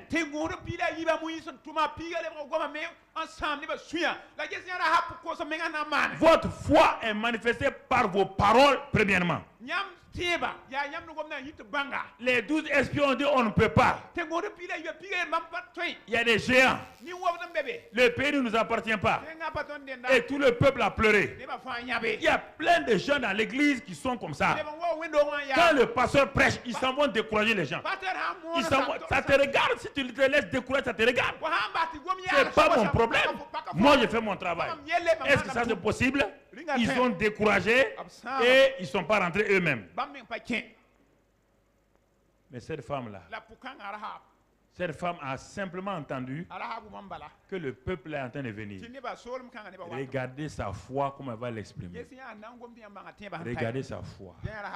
Elle leur dit, l'Éternel. Où elle a eu ce nom-là? Elle adoratrice de qui? Des idoles. Est-ce qu'elle a dit Baal? Est-ce qu'elle a dit Astarté? Est-ce qu'elle a dit Jupiter? Non. Est-ce qu'elle a dit même Dieu? Non. Elle utilise le nom. L'Éternel. Vous entendez? L'Éternel, je le sais, vous a donné ce pays. Regardez. Les gens ne sont pas entrés dans le pays. Voilà une femme qui dit que le pays vous appartient. En ce temps, Josué n'est même pas arrivé. Josué va arriver dans le chapitre combien? Chapitre 6. Est-ce que Josué est là? Josué était de l'autre côté encore, oui ou non?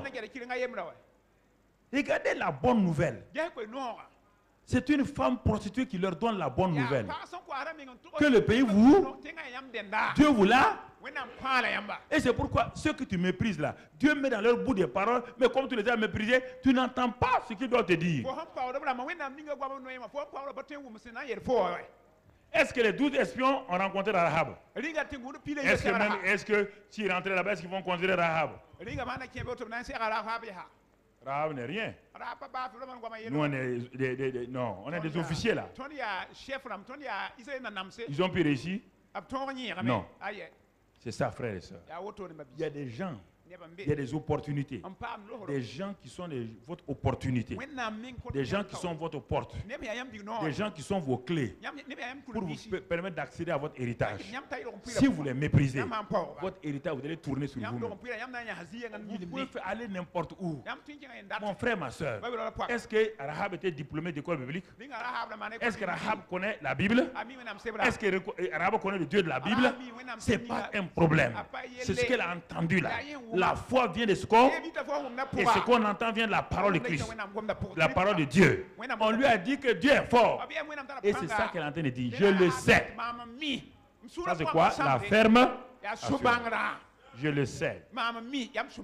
Hein? Une païenne, une prostituée. Elle dit que je le sais. L'Éternel vous a donné le... Dieu est assis sur le trône, il bouge. La foi plaît à qui?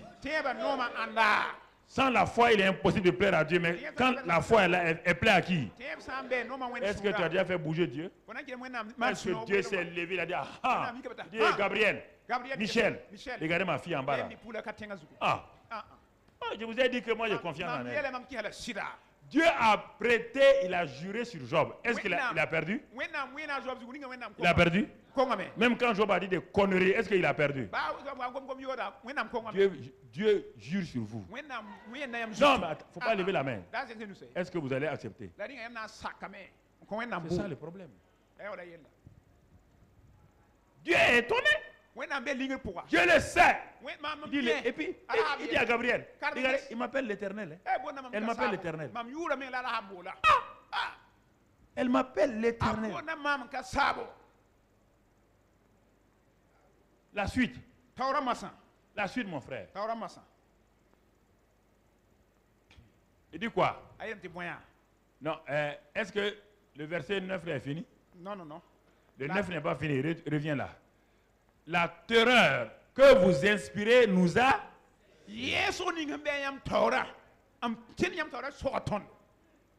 Quand tu entends ça de la bouche de ce qu'on appelle ennemi là, ta foi fait quoi? Ta foi fait quoi? Les deux esprits ont dit, hein? C'est ça que tout le monde pense ici. Elle est où? Donc, tout le pays là, vous êtes terrorisés?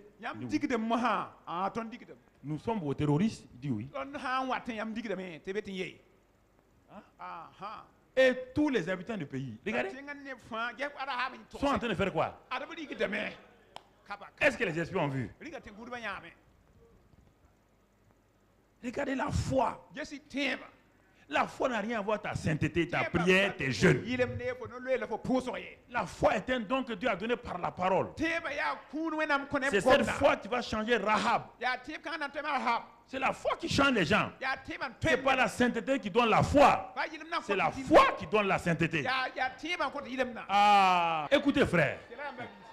Ceux qui sont ici là, vous croyez que vous ne valez rien là? C'est du mensonge. Hein? Vous avez la grande valeur. C'est vous. Vous là, vous êtes les instruments de Dieu. C'est vous que Dieu est en train de préparer pour gagner le monde. Alléluia. Non, croyez en Dieu, croyez en vous-même. Dis avec moi, Seigneur, je crois en toi. Je crois en moi-même. J'ai une destinée. Les regards des gens aujourd'hui ne vont pas m'influencer. Je refuse de me laisser complexer par les regards des hommes. Car je suis ta fille, ton fils. Et tu as un programme pour moi. Tu as une destinée pour moi. Le monde n'a qu'à se moquer. Ça les regarde. Mais toi, tu as une destinée pour moi. Et je rentre dans ma destinée. Merci papa. Car tu es mon père. Et un père s'occupe de son enfant. Et c'est ce que tu fais. Amen. Alléluia. Amen. Assois-toi mon frère. Ah. Verset 10. Car nous avons appris. Nous avons entendu. La foi vient de ce qu'on entend. La femme est en train de nous enseigner. Hein? Avant que Romains 10, 17 ne vienne, voilà une femme qui dit ça.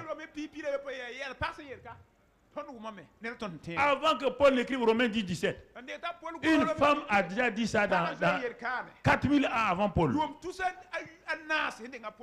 Nous avons appris. C'est ça. Comme à votre sortie d'Égypte, l'Éternel a mis à sec devant vous les eaux de la mer Rouge. Et comment vous avez traité les deux rois des Amoréens au-delà du Jourdain, que vous avez dévoué par interdit. Verset 11. Nous l'avons appris, vous entendez encore? Elle dit que nous l'avons appris. Nous l'avons appris. On n'a pas besoin de voir, on a appris. Notre foi n'est pas sur les choses visibles. Notre foi est basée sur ce que nous avons appris. Thomas dit si je vois. Jésus dit, Thomas, après 3 ans et demi avec moi, tu veux voir? Il dit, heureux ceux qui croient sans. La femme là, c'est ça. Nous avons appris. Est-ce que tu étais là-bas? Elle dit non. Ça ne m'intéresse pas. Nous avons appris. Nous avons entendu. La foi vient de ce qu'on entend. Les gens tout le temps sont derrière vous. Faites attention. Hein? Les gens parlent comme ça là. Mais c'est par la parole qu'on a confiance en toi ou pas. Si tu dis du mensonge, personne n'aura confiance, même si tu es en cravate. On va te dire un délinquant au col blanc. C'est pas ton habillement qui fait de toi un homme sincère, un homme intègre. Ce sont tes paroles. Ce sont tes paroles. Et c'est pourquoi la parole est importante. La foi vient de la parole. Elle ne vient pas des actes d'abord. Elle vient d'abord de la parole. Si tu es un faux type, quand on dit quelqu'un est un faux type, c'est par rapport à quoi? C'est par rapport à ce qu'il dit. Quand il te donne rendez-vous, c'est demain, il va venir payer ton argent là, à midi. Le surlendemain, à 15h encore, il n'est pas là. S'il vient, tu le vois, il enlève son mouchoir. Il dit, sans même te voir, il dit, Il se prépare pour mentir. Il est en train de se préparer. Tu lui demandes qui est mort. Ah, c'est ma grand-mère là-haut. Au moment où je me préparais pour venir te donner l'argent là, on m'a téléphoné du village. Que grand-mère est morte. Et comme c'est moi seul qui suis à Ouagadougou, j'ai pris l'argent là, je suis allé faire les funérailles. Tu comprends? Même si tu ne comprends pas, tu dis que tu comprends. Il te force à dire que tu comprends. Ce type là, tu as confiance en lui demain? Les faux types, c'est par rapport à leur parole. Est-ce que Dieu est un faux type? Alors pourquoi quand il vous dit quelque chose, vous ne croyez pas? La femme là, elle n'a pas vu. Elle a entendu. Et sur la base, elle fait des déclarations. Le pays vous appartient? Il vous appartient? Le pays vous appartient? Vous voyez bien? Nous l'avons appris. Et nous avons perdu courage. Et tous nos esprits sont abattus à votre aspect. Mais une femme qui est à l'avance, nous avons appris. Nous avons appris. Nous sommes quoi? Notre âme découragée, c'est où? À quel niveau? Au niveau de l'âme. Et nos esprits. Regardez bien. On dirait quel était mon enseignement sur connaître toi-même. On dirait qu'elle était là-bas. Elle a parlé des trois. Elle parle des trois. Une païenne. Où tu as appris tout ça? Elle dit, mon ami, ne cherche pas. Ne cherche pas. Parce que nous, on a soif. On sait que... Et regarde la suite. Lis la suite. Lis la suite. Lis-le. Car c'est l'Éternel votre Dieu. Qui est quoi? Qui est Dieu en haut, dans les cieux. Et en bas, sur la terre. Hey! Quand tu as entendu ça, tout le ciel, les chorales du ciel s'élèvent. Dieu Tout-Puissant. Parce que papa, bon Dieu s'est levé. Quand il a entendu ça, la femme l'a dit que je suis Dieu dans l'air. Et où encore? Il s'est levé, s'est arrêté. La chorale dit quoi? Dieu Tout-Puissant, quand mon cœur considère, oh oui, l'univers, oh, créé par ton pouvoir. Les espions sont étonnés. Les espions sont étonnés. Alors, voici une autre chose que la femme prostituée là va faire. Elle ne connaît pas les alliances. Elle n'a jamais entendu. Quand Dieu faisait alliance avec Abraham, elle n'était pas là-bas. Elle ne sait pas. La femme va elle-même créer une alliance. Elle va créer son serment. Ça veut dire que moi-même, je peux créer mon alliance avec Dieu. Dieu m'a fait entrer dans l'alliance de Jésus-Christ. Et moi maintenant, je vais entrer. Qu'est-ce qu'elle dit, le verset qui suit là? Regardez ce qu'elle va dire. Les espions sont étonnés. Eux-mêmes, ils ne savent pas. Il dit, et maintenant. La grâce, c'est quoi? C'est maintenant. Ça veut dire que la femme est en train de penser que bientôt son passé sera passé. Elle est en train de viser quoi? Le futur. Mais le futur est basé sur quoi? Le présent.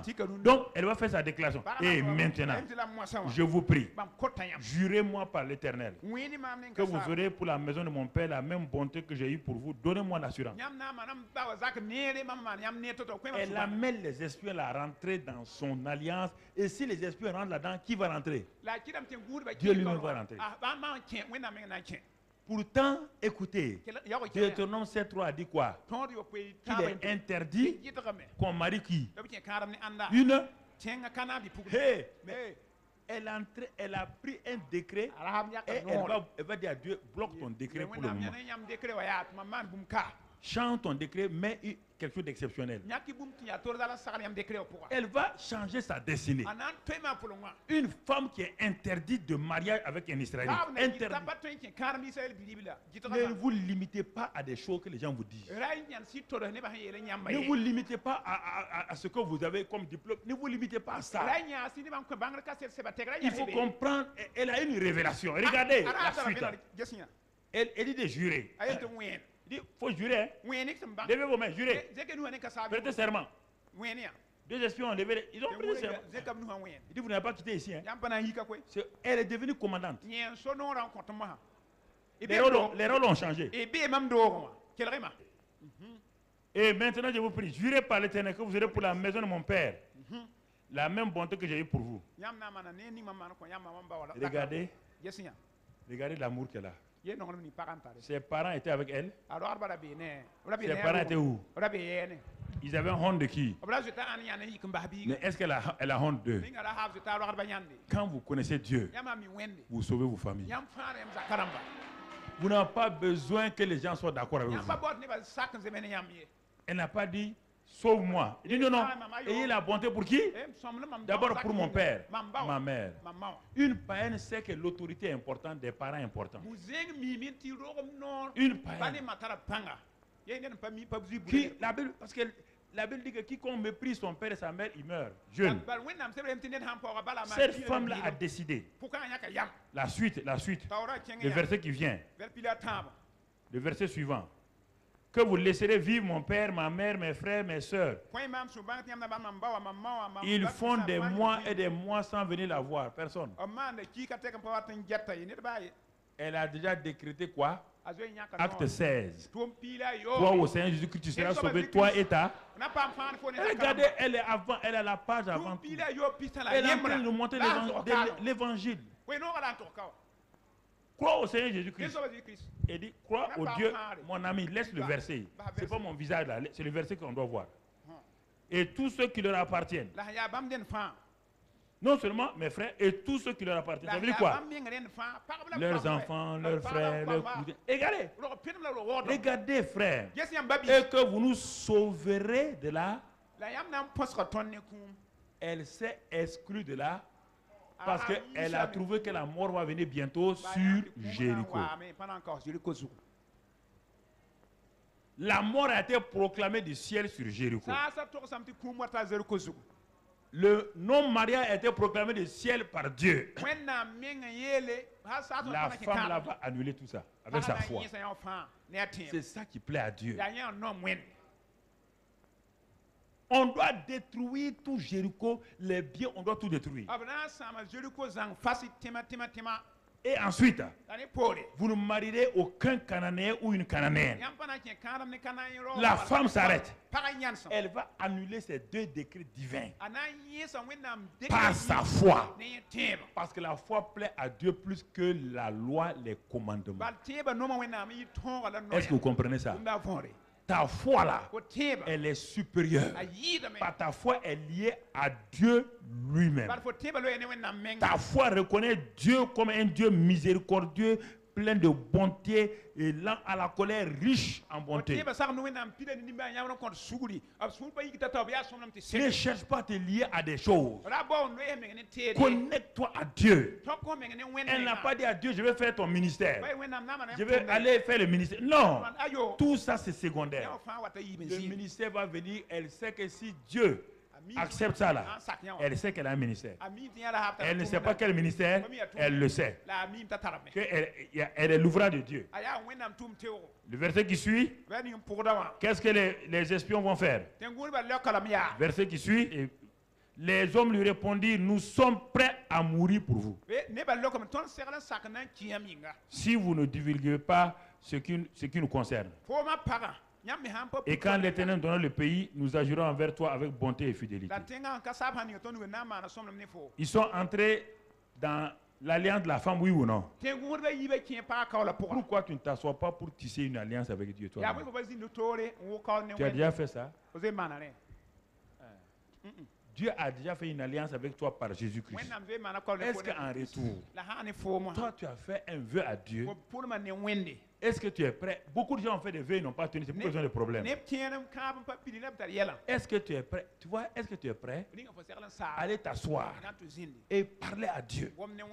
Seigneur, je veux entrer dans le ministère, mais je ne veux pas être un pasteur ordinaire. C'est pourquoi, Seigneur, et je lisais le témoignage de Adebayo, et il parlait à Dieu quand il était jeune pasteur. Il priait. Il dit à Dieu, ah, mon ministère ne va pas. Il n'y a pas beaucoup de choses extraordinaire qui se passe dans mon ministère. Seigneur, à partir de maintenant, mets ça sur moi. Mets sur ça. L'onction de ceci. L'onction de cela. L'onction de ceci. L'onction de cela. Dieu lui a répondu.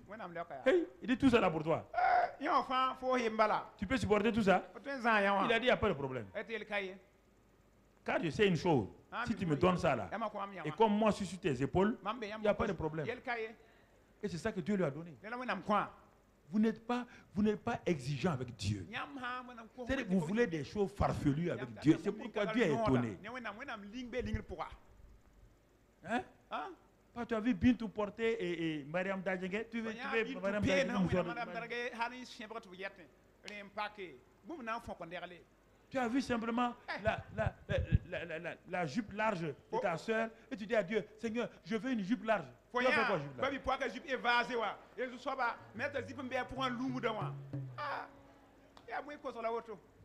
Il y a des gens qui sont étroits comme ça. Il y a un monsieur aussi qui est parti voir le même pasteur là. Il causait avec lui. Le pasteur a vu que le gars là est pauvre, il n'y a rien. Mais le gars n'a pas, vous voyez là, même avec les grands hommes de Dieu là, il y a des gens qui sont étroits. Brusquement, le pasteur Adeboye lui a dit, je vois. Il dit, mon fils, dès demain, je vois. Dieu a mis une Mercedes neuve. Au lieu de dire Amen, le pasteur dit, mais pourquoi tu n'as pas dit Amen? Il dit, pasteur, je n'ai pas dit Amen. Parce que si j'ai Mercedes neuve là, les problèmes vont commencer. L'essence, garage. Le pasteur l'a regardé. Il dit, mais c'est ça ta foi? Il dit, mais oui. Donc tu préfères ton vélo là? Vélo, il n'y a pas de pièces, il n'y a pas d'essence. Tu es venu devant moi là pourquoi? Je viens voir mon pasteur. Dieu te donne Mercedes. Il dit non, non.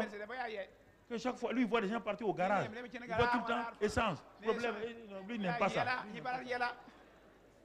Et il est avec ce grand pasteur avec lequel les miracles se passent. Non, non, non. Le pasteur a attrapé sa tête. Il y a des gens qui sont dans mon église. J'enseigne. Ils ne veulent pas de bénédiction. Est-ce que tu es parmi là? C'est pas vrai.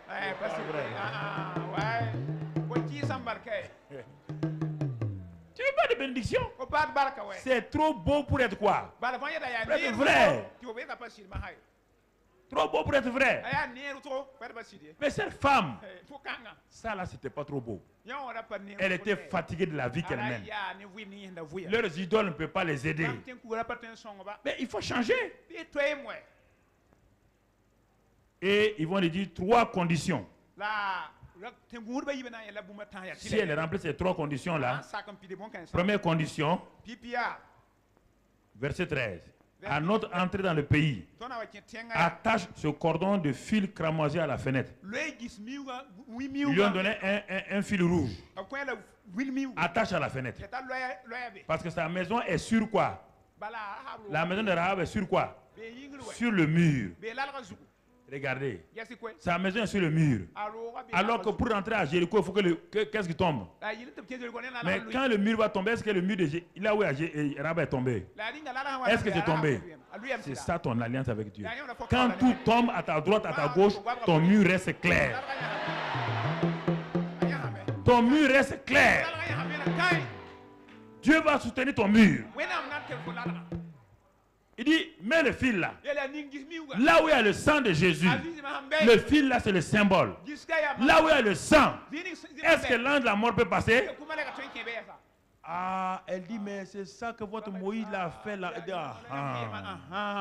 Comme ici il n'y a pas d'agneau, il n'y a rien. Tiens, nous on te donne un fil. Mets-le. Quand je vous dis parfois de faire des choses, vous ne croyez pas. Tiens ce mouchoir là, va prendre ton cahier là, va poser là-bas. Pasteur, c'est un cahier. Le fil là, ça vient du paradis. Le fil qu'on dit d'attacher, ça vient du paradis. Pourquoi vous ne croyez pas à des choses? Hein? Dieu a dit à un prophète de se coucher sur un seul côté pendant combien de jours? Hein? Des années, des années. De ne pas bouger. Hein? Ce côté sur un seul côté. Il n'a pas le droit de écouter là. Et Dieu dit, ça a un sens. Quand un homme de Dieu est en train de prêcher et vous dit des choses, il n'est pas en train de faire sa propre publicité. Il ne faut pas raisonner avec votre raisonnement. C'est ça qui vous... Mais quand c'est fini maintenant, vous voulez aller le voir dans son bureau. Ah, pasteur, il faut prier pour moi. Je viens de faire une déclaration pour toi. Tu as refusé. Quand je suis chez moi là-bas, là, c'est Karambiri Madou qui est assis. Kokoroko. Je ne suis plus sous l'onction. Je suis dans ma chair. On ne transporte pas l'onction partout. L'onction de prédication est là actuellement. C'est pourquoi je peux faire 4 ou 5 heures debout. Quand cette onction s'en va, je deviens normal. C'est pourquoi Jésus se fatiguait à des moments. Tu comprends? Tu dois comprendre ça. Écoute mon frère. Fil rouge. Mais, deuxièmement, fais tout pour que tes parents viennent sous le fil rouge. Si tes parents restent de l'autre côté de la ville, les murs vont tomber, ils vont mourir. Faites que tout le monde vienne sous le sang. Dieu a dit à Moïse, si tes gens là restent sous le sang là, personne ne sera atteint. Mais si quelqu'un reste au dehors, tant pis pour lui. Arrive à convaincre tes parents. Va leur dire que la mort est en train de venir. Mais que toi, ta maison devient la vie. La maison qui était une maison souillée va devenir la maison du salut. Va devenir la maison de la révélation. Ça, c'est extraordinaire. Troisième condition, si tu divulgues ce qui nous concerne, nous serons quittes du serment que tu nous as fait faire. Ah, enfant de Dieu, le secret. Vous dites des choses rapidement et le monde satanique entend et il contrecarre vos projets. Dès que vous avez un petit faux, demi-faux, demi-vraie vision, vous promenez dire à tout Satan, dit à ces démons, vous avez entendu, si cette vision-là se réalise, vous aurez affaire à moi. Le chemin que Dieu voulait faire prendre à Joseph n'est pas le chemin là. Mais quand Joseph est parti révéler, ses frères ont changé le chemin. Ils l'ont vendu, ils voulaient le tuer. Est-ce que Dieu a prévu dans le programme de Joseph qu'il doit entrer dans un trou et aller chez Potiphar? Non. C'est parce qu'il a révélé le secret. Pour rien, vous partez raconter partout des secrets que Dieu vous a donnés. Et vous ajoutez du sel. Mais quand vous parlez là, il n'y a pas que des hommes physiques qui sont là. Il y a des esprits qui sont là. Oui ou non? Ils envoient directement au quartier général. Il y a un monsieur qui est au Burkina qui a dit que Dieu lui a révélé hier que lui, dans 5 ans, Satan dit ok, démon de la peur, démon de la séduction. Tu ne crois pas à ça? Quand on est parti, quand Miché est parti, on a appelé Miché pour venir parler devant 2 rois.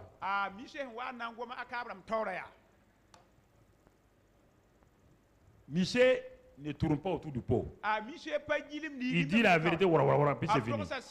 fini. Mais les faux prophètes sont allés dire à Michée, tu vois, il y a 2 rois qui sont assis là. Tu n'as pas dit que tu ne sais pas flatter les gens. Il faut aller leur parler. Michée dit ok. Donc je dois leur dire que ça va. Voilà. Il dit ok, allons-y. Il s'en va. Il arrive, il trouve les 2 rois. Akab et puis Josaphat. Hein? Il dit non, allez-y, montez. La ville vous est donnée. Akab dit non, le type là, ça c'est pas clair. Hein?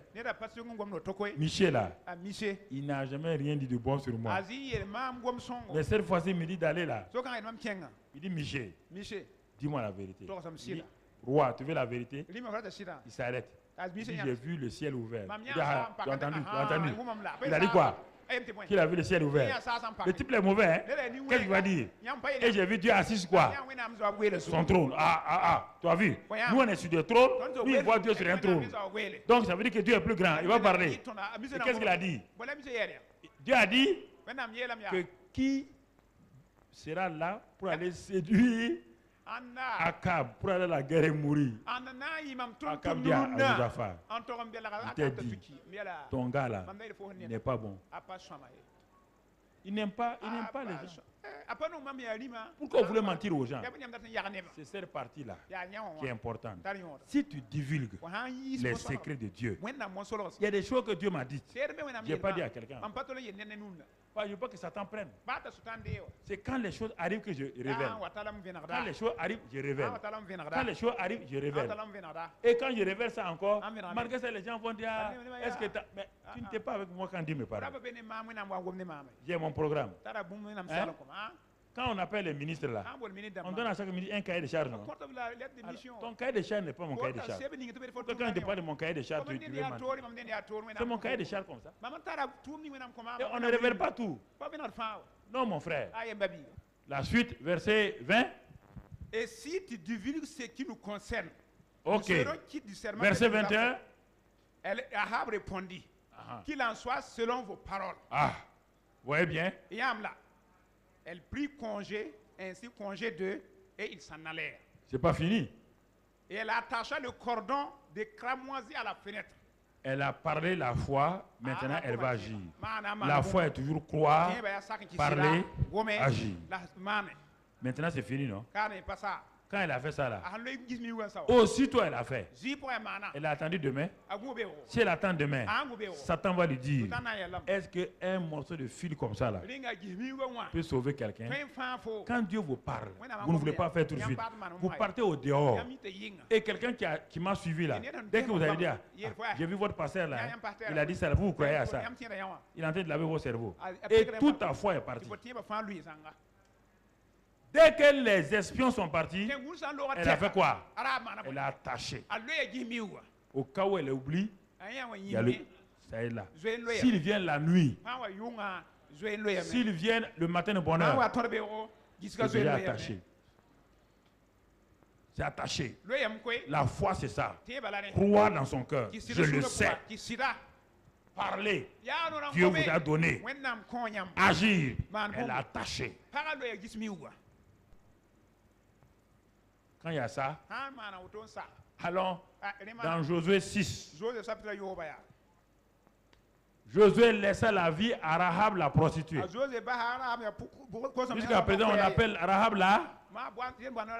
Et à la maison de son père. Et à tous ceux qui lui appartenaient. Maintenant, regarde. Elle a habité au milieu d'Israël jusqu'à ce jour. Il y a eu quoi maintenant? Dieu a dit dans Deutéronome 7, aucune Cananéenne ne doit se marier là-bas. Quand elle a fait ça là, elle a dit à Dieu, ton décret est annulé. Concernant moi, Rahab là, et ma famille là, j'annule ton décret. Et je transfère ma famille de l'autre côté. Les gens disent c'est orgueil. Quel orgueil? C'est ça la foi? C'est ça la foi. Ce n'est pas fini. Pas ça, ouais. Elle n'a pas seulement transféré. Après, il se béba. Elle n'est pas devenue une prostituée, une Rahab nouvelle avec une ancienne vie de prostituée. Non. Matthieu 1, verset 5. Matthieu chapitre Allons dans le Nouveau Testament maintenant. Matthieu chapitre 9. 3000 ans plus tard, on va nous révéler qu'est-ce que Rahab est devenue. Salomon engendra Boaz de Rahab. Salomon, Salman, c'est pas Salomon lui-même. Salman engendra Boaz de qui? Salman engendra Boaz de Rahab. Le grand-père de David là est venu de qui? Rahab. Hein? Sa mère s'appelle qui? À Jésus. Est-ce qu'on a dit Rahab la prostituée? Hein? C'est pas fini. Et Boaz engendra Obed de qui? D'une autre femme qui s'appelle qui? Ruth. Regardez, deux femmes violentes, avec une foi violente. Elles sont allées se mettre en Israël. Ils ont dit, Dieu, tu es un Dieu de foi, non? C'est-à-dire que la foi te plaît. Nous, on crée notre destinée. Il faut créer ta destinée. Il faut arrêter d'aller voir les hommes de Dieu. Aucun homme de Dieu ne peut. C'est toi qui peux créer ta destinée. Tu peux créer ta destinée. Regarde. Regardons toujours le verset. Et ensuite, on dit généalogie de Jésus-Christ, fils de David, fils d'Abraham. Généalogie. Boaz engendra Obed de Ruth. Et Obed engendra Isaïe. La suite. Isaïe va engendrer qui? David. Et si on continue, la tribu de Juda est là maintenant. Et Joseph et Marie vont sortir d'où? De cette tribu-là. Et enfin qui? Jésus de Nazareth. Votre destinée, c'est vous qui la fabriquez par votre foi. Ne laissez pas quelqu'un vous mentir que vous ne valez rien. Ne laissez pas quelqu'un vous dire que vous ne connaissez rien, que vous n'avez pas de diplôme, vous n'avez pas étudié. Ne laissez pas quelqu'un vous dire cela. Si quelqu'un vous dit ça là, que vous n'avez pas étudié, mon ami, si vous croyez à ça, tant pis pour vous. Tant pis pour vous. Dieu a une destinée pour vous. Vous n'êtes même pas rentré là-dedans encore. Vous n'êtes que dans votre destinée naturelle. Et c'est ça que vous voulez fabriquer. Dieu dit, mais ma fille, et tu sais que c'est toi là que j'ai préparé pour que les femmes de cette nation-là, dans tel domaine-là, aillent de l'avant. Et toi, tu es employé alors que tu es employeur. Chez moi au ciel, tu es employeur. Quand je te regarde, tu es employeur. Toi, tu es toujours employé. Tu es employeur. Est-ce que vous comprenez? Est-ce que vous comprenez ce que Dieu a pour vous? Arrêtez de prier. Si la prière pouvait faire ça, avant toi là, le monde est déjà occupé, il n'y a même plus de place pour toi. Il y a des gens qui ont prié avant toi, non? S'ils pouvaient avoir chose, ils avaient tout pris aujourd'hui et toi tu n'auras rien. Dieu décide. Et toi, tu prends possession. Et maintenant, quand tu as pris possession, tu renonces à ta vie passée. Mais tu ne peux pas renoncer à ta vie passée avec ta propre force. C'est quand Rahab est rentrée qu'elle a coupé avec sa vie de quoi? Et elle s'est mariée maintenant, oui ou non? Mais, frères et sœurs, si vous comprenez ça, votre foi active. Il n'y a rien, il dit que il vous a dit, tout est possible à celui qui... Tout. Dieu te dit de te dire. On a vu ça la semaine dernière. Il y a 2 semaines. Tout est possible à celui qui... Et sans la foi, il est impossible. Et si tu crois, tu verras quoi? Tu veux voir la gloire de Dieu? Alors crois, parle, agis. Et la gloire de Dieu va se manifester dans ta vie, dans ton travail, dans ta maison. La gloire de Dieu va te suivre. J'ai dit que la gloire de Dieu va te suivre. La gloire de Dieu va t'élever. La gloire de Dieu va te célébrer. La gloire de Dieu va se manifester. Dis avec moi, Seigneur. Seigneur, je me positionne aujourd'hui. Je refuse de marcher comme j'étais. Je refuse ma destinée naturelle alors que j'ai une destinée surnaturelle que je n'ai même pas abordée encore. Seigneur, je sais une chose, que lorsque ma destinée surnaturelle va se manifester, les gens ne me reconnaîtront pas. Car là où il y a le Saint-Esprit, qui est l'esprit de destinée, il y a des miracles, il y a des signes, il y a des prodiges. Et c'est pourquoi aujourd'hui, Seigneur, me voici. Accomplis ma destinée. Celle que tu as préparée là, révèle-moi. Et je vais entrer en alliance avec toi. Comme Jacob l'a fait. Et quand Jacob a parlé, tu l'as exaucé. Et quand Rahab a parlé, tu l'as exaucé. Quand Ruth a parlé, tu l'as exaucé. Quand Esther a parlé, tu l'as exaucé. Moi aussi me voilà. Je parle et tu m'exauces. Et je dessine ma destinée. Je suis l'écrivain de ma destinée. Je suis le réalisateur de ma destinée. Plus jamais rien ne sera pareil. Ma vie est changée. Ma destinée est changée. Parce que désormais, je vais proclamer chaque jour sur ma vie ce que tu as prévu pour moi dans ta parole. Tu as dit que je ne serai pas en bas, mais en haut. J'ai eu peur de dire cela. Tu as dit que je serai la tête, pas la queue. J'ai eu peur de dire tout cela. Tu as dit que je pourrais toutes choses par Christ qui me fortifie. J'ai eu peur de proclamer. Aujourd'hui, je mets la peur au dehors. Et je suis courageux, courageuse. Je prends le risque, comme Rahab, de dire ce que Dieu a dit, de faire ce que Dieu me dit de faire.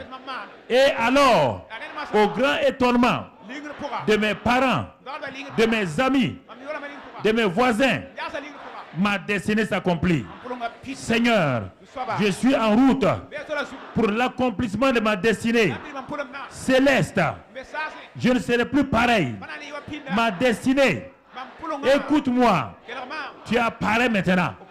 Ce que Dieu a préparé avant l'éternité, tu apparais. Tu m'appartiens. Ma terre promise, tu m'appartiens. Moi, par ma foi, je prends possession de toi. Et à cause de cela, tu t'accomplis maintenant.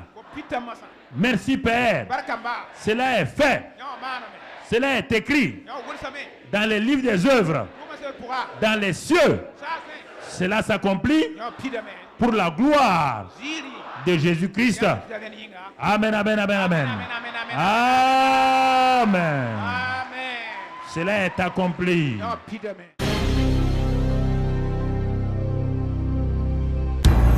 Dites avec moi, Seigneur, je vais être conscient de ce que je suis un vase en qui le trésor de Dieu est placé.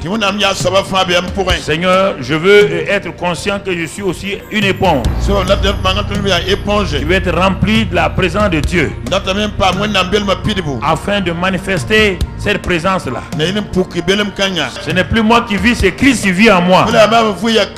Merci pour cette révélation que j'accepte. Au nom de Jésus. Amen. Amen.